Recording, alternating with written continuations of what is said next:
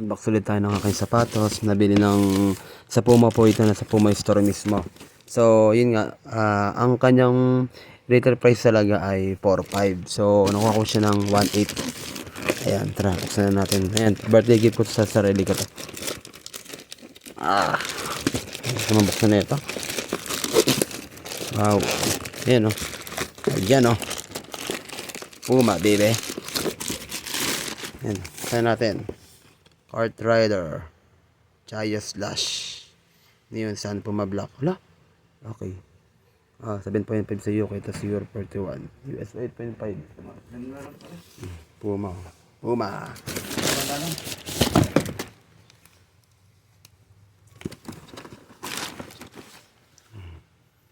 Magayan pa lang. Okay na, okay na. Meron pa lang sukat dito.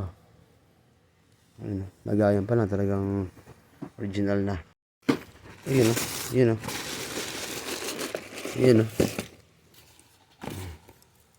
Puma. Ganda o. Ganda niya. Talagang ano siya, neon. Orange nga lang sa available ay. O, ayun. UK 7.5 for Euro 41. Made in Vietnam. Ayan, kasi may Puma rin ako galing sa airport ko binigay sa akin. Galing Guam. Kaya natry ko tong Puma. Ayun o. Ayan o. Branded na branded dyan, mga bossing. Puma, basketball, diba? May ano pa dun. Para ano po siya, 4.5 to 1.8 nakuha ko siya. Ganda o. Gamitin natin mamaya. Sukat natin.